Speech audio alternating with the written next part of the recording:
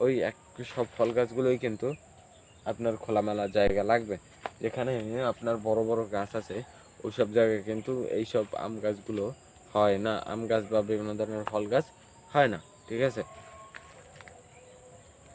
তো আপনারা চেষ্টা করবেন গিয়ে এই আম গাছগুলোকে একটু খোলামেলা জায়গায় লাগাতে, তাহলে দেখা যায় যে আম গাছ থেকে একটা ভালো ফলন পাওয়া যায়। ঠিক আছে, তো আপনার আম গাছ যে লাগাবেন, ঠিক আছে, আম গাছ লাগানোর জন্য আপনার প্রতিটা একটা আম গাছ থেকে আর একটা আম গাছ প্রায় 20-25 হাত দূরত্বে রাখতে হবে। ঠিক আছে, তাহলে কিন্তু একটা আম গাছ থেকে ভালো ফলন পাওয়া যাবে।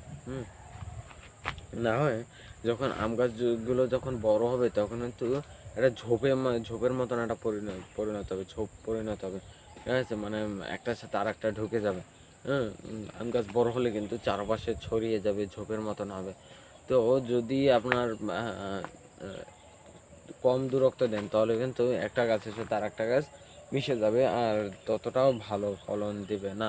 হ্যাঁ, তো যতটা চেষ্টা করবেন 20-25 হাত দূরত্ব দিয়ে লাগানোর, তাতে যদি আপনার যতটুক জমি আছে তাতে যদি দুইটা আম গাছও ধরে আর সেই দুইটাকেই যদি ভালো মতন যত্ন করেন, তখন দেখা যায় যে সেই দুইটা আম গাছ থেকেই আপনার কিন্তু মোটা অঙ্কের টাকা লাভ করতে পারবেন।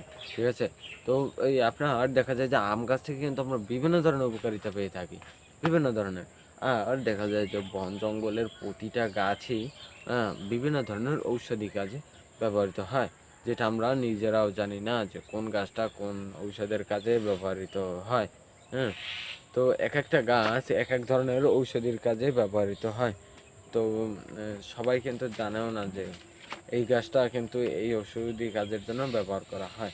আর আম গাছের চারা কিভাবে নেবেন? আম গাছের চারা জোড়া কলম করে নেওয়া যায়।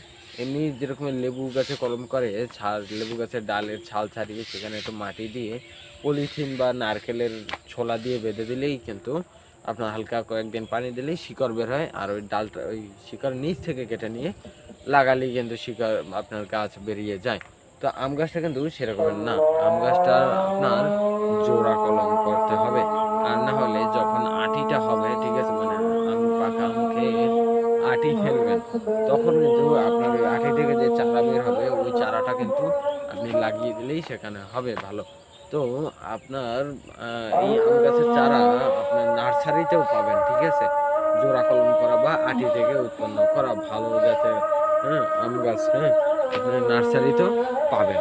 ঠিক আছে, যেখানে ভালো আম গাছের চারা আছে।